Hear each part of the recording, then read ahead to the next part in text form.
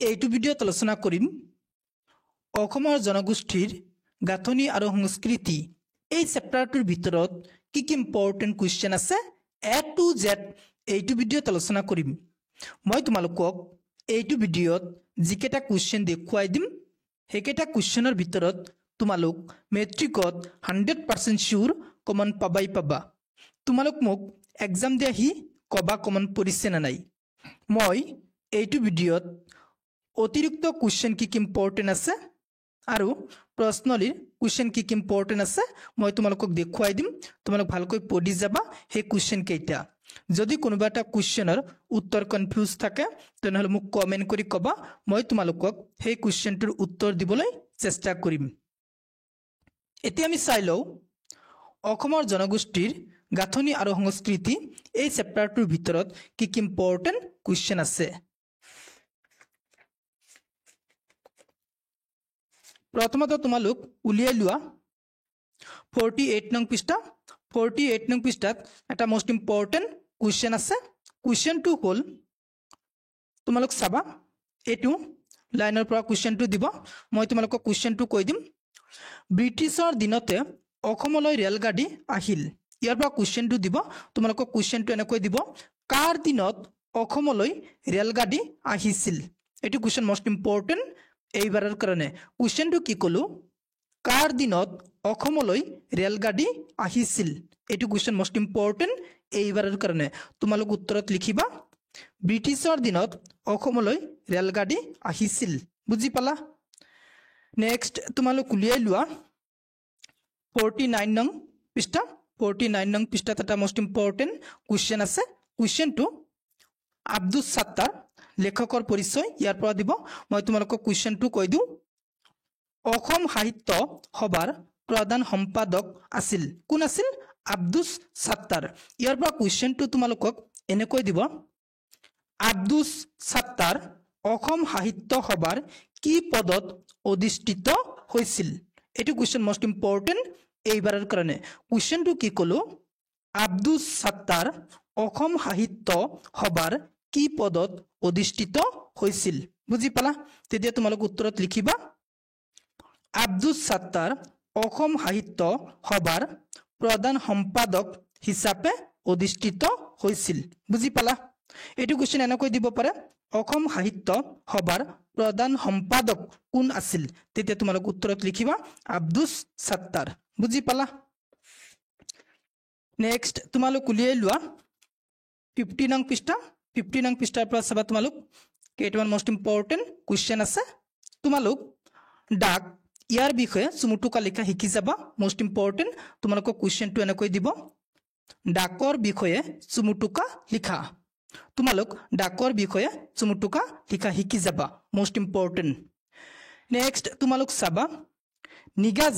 নিগাজি শব্দটোৰ অৰ্থ কি মোস্ট ইম্পৰ্টেণ্ট নিগাজি শব্দটোৰ অৰ্থ হ'ল স্থায়ী বুজি পালা মোস্ট ইম্পৰ্টেণ্ট নেক্সট তোমালোক চাবা বৌদ্ধ ধৰ্ম ইয়াৰ পৰা এটা কুৱেশ্যন আহে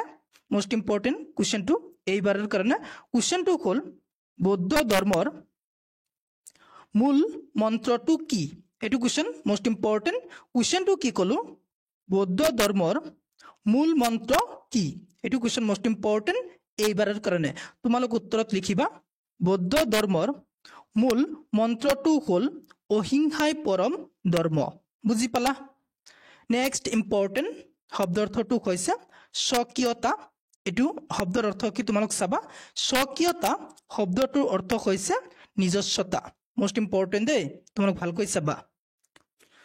নেক্সট তোমালোক উলিয়াই লোৱা 51 নং পৃষ্ঠা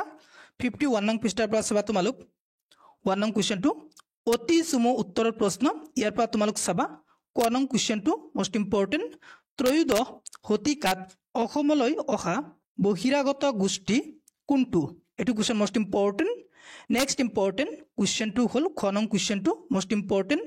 প্ৰাচীন কালৰে পৰা অসম দেশ কিহৰ বাবে প্ৰসিদ্ধ আছিল এটো question most important next important কুৱেশ্যনটো হ'ল 19 নং কুৱেশ্যনটো মোস্ট ইম্পৰ্টেণ্ট অসমৰ মংগোলীয় গোষ্ঠীৰ লোক কোনবিলাক এটো কুৱেশ্যন মোস্ট ইম্পৰ্টেণ্ট এইবাৰৰ কাৰণে গ আৰু গ এই দুটা কুৱেশ্যন মোষ্ট ইম্পৰ্টেণ্ট ইমান নাই তোমালোক চালে অলপ চাই ল'ব পৰা বেছি ইম্পৰ্টেণ্ট ক খ আৰু ঙ এই তিনিটা কুৱেশ্যন মোষ্ট ইম্পৰ্টেণ্ট নেক্সট তোমালোক চাবা 2 নং কুৱেশ্যনটো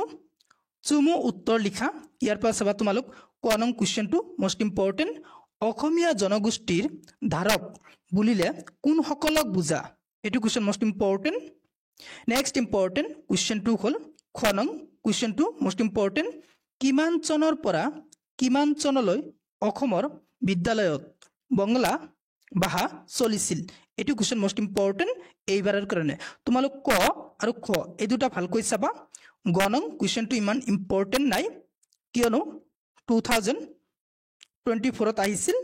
24 আহিছিল সেই কাৰণে ইমান ইম্পৰ্টেণ্ট নাই তথাপি তোমালোক যদি চোৱা অলপ চাই ল'ব পাৰা ক আৰু খ এই দুটা বেছি ইম্পৰ্টেণ্ট এইবাৰৰ কাৰণে এতিয়া আমি চাই লওঁ নেক্সট ইম্পৰ্টেণ্ট কুৱেশ্যন কি আছে 3 নং কুৱেশ্যনটো মোষ্ট ইম্পৰ্টেণ্ট এইবাৰৰ কাৰণে অসমৰ পুৰণি সাহিত্যৰ সমলবোৰ কি কি এইটো কুৱেশ্যন মোষ্ট ইম্পৰ্টেণ্ট এইটো কুৱেশ্যন তোমালোক ভালকৈ পঢ়ি যাবা যদি নোৱাৰা মোক কমেণ্ট কৰি ক'বা মই তোমালোকক শিকাই দিবলৈ চেষ্টা কৰিম নেক্সট ইম্পৰ্টেণ্ট কুৱেশ্যনটো হ'ল 4 নং কুৱেশ্যনটো মোষ্ট ইম্পৰ্টেণ্ট অসমৰ বৈচিত্ৰ্যপূৰ্ণ জনগোষ্ঠীৰ গাঁথনিতে অসমীয়া সংস্কৃতিৰ বৈশিষ্ট্য ৰক্ষা পৰিছে কথাহাৰৰ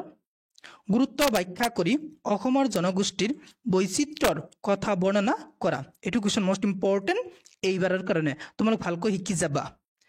নেক্সট চাবা তোমালোক 6 নং কুৱেশ্যনটো মোষ্ট ইম্পৰ্টেণ্ট এটা সংমিশ্ৰিত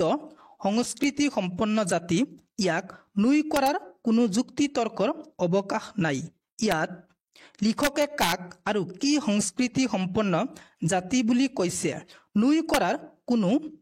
যুক্তি তৰ্কৰ অৱকাশ নাই বোলা কথাহাৰৰ সত্য বিচাৰ কৰা এইটো কুৱেশ্যন মোষ্ট ইম্পৰ্টেণ্ট এইবাৰৰ কাৰণে এইটো কুৱেশ্যন তোমালোক ভালকৈ শিকি যাবা যদি নোৱাৰা মোক কমেণ্ট কৰি ক'বা মই তোমালোকক PDF দি দিম কুৱেশ্যন এনসাৰৰ PDF আছে যদি লাগে মোক কমেণ্ট কৰি ক'বা মই তোমালোকক হোৱাটছএপৰ যোগেদি দি দিম নেক্সট ইম্পৰ্টেণ্ট কুৱেশ্যনটো হ'ল 7 নং কুৱেশ্যনটো মোষ্ট ইম্পৰ্টেণ্ট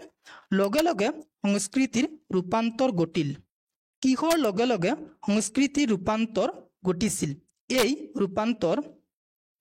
কিদৰে ঘটিছিল বুজাই লিখা এইটো কুৱেশ্যন মোষ্ট ইম্পৰ্টেণ্ট এইবাৰৰ কাৰণে নেক্সট ইম্পৰ্টেণ্ট কুৱেশ্যনটো হ'ল 8 নং কুৱেশ্যনটো চাবা তাৎপৰ্য ব্যাখ্যা কৰা ক নং ব্যাখ্যা কৰাটো তোমালোক শিকি যাবা মোষ্ট ইম্পৰ্টেণ্ট দেখা যা সকলোকে বান্ধি থোৱা এনাজৰীডাল আছিল অসমীয়া ভাষা এইটো ব্যাখ্যা কৰা তোমালোক ভালকৈ শিকি যাবা যদি নোৱাৰা মোক কমেণ্ট কৰি ক'বা মই তোমালোকক হোৱাটছএপৰ যোগেদি উত্তৰবিলাক দি দিম নেক্সট চাবা তোমালোক 1 নং কুৱেশ্যনটো সন্ধি ভাঙা এইটো ভালকৈ চাবা সন্ধি ভাঙাটো এই শব্দকেইটাৰ সন্ধি ভাঙা তোমালোক ভালকৈ শিকি যাবা সংস্কৃতি জলাঞ্জলি স্বাধীন এই শব্দকেইটাৰ সন্ধি ভাঙা শিকি যাবা মোষ্ট ইম্পৰ্টেণ্ট আৰু মই গ্ৰামাৰ সেকশন এক্সট্ৰাকৈ ভিডিঅ' বনাই মোৰ ইউটিউব চেনেলত আপলোড কৰি দিম মই আগতেও কৈছো আৰু এটা ভিডিঅ'ত নেক্সট ইম্পৰ্টেণ্ট কুৱেশ্যনটো হ'ল 2 নং কুৱেশ্যনটো প্ৰ উপসৰ্গ লগ লগাই তিনিটা শব্দ গঠন কৰা এইটো কুৱেশ্যন মোষ্ট ইম্পৰ্টেণ্ট এইবাৰৰ কাৰণে এইটো কুৱেশ্যন তোমালোক ভালকৈ শিকি যাবা হৈ গ'ল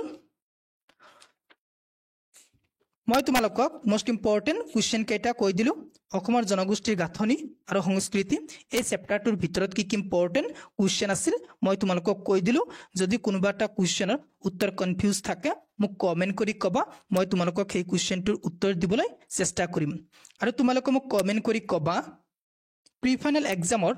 মই যিকেইটা most important question answer video' দিছিলো কমন আহিছে না নাই বহুত কুৱেশ্যন কমন আহিছে মই কুৱেশ্যন পেপাৰ নিজে চাইছো আৰু মেট্ৰিকতো কমন পৰিব 100% শিওৰ তোমালোক ভালকৈ পঢ়ি যাবা মই যিকেইটা কুৱেশ্যন দি দিওঁ আৰু গণিত সমাজ বিজ্ঞান ইংলিছ আৰু বিজ্ঞান এই চাৰিটা সাবজেক্টৰ মই MCQ কুৱেশ্যন বিলাক PDF কৰি গ্ৰুপত দি দিম বিজ্ঞানৰ PDF টো দি দিছো আৰু তোমালোকৰ যদি বাকি তিনিটা সাবজেক্টৰ PDF লাগে মোক কমেন্ট কৰি ক'বা মই WhatsApp গ্ৰুপত দি দিম অসমৰ জনগোষ্ঠীৰ গাঁথনি আৰু সংস্কৃতি এই চেপ্টাৰটোৰ ভিতৰত যিকেইটা কুৱেশ্যন দেখুৱাই দিলো ভালকৈ পঢ়ি যাবা 100% কমন পাই যাবা আৰু তোমালোকে মোক কমেন্ট কৰি ক'বা যদি গ্ৰামাৰ সেকশন খিনি মোষ্ট ইম্পৰ্টেণ্ট গ্ৰামাৰ সেকশন খিনি কুৱেশ্যন আনসাৰৰ ভিডিঅ' লাগে মোক কমেন্ট কৰি ক'বা মই গ্ৰামাৰ সেকশন খিনি এক্সট্ৰাকৈ ভিডিঅ' বনাই মোৰ ইউটিউব চেনেলত আপলোড কৰি দিম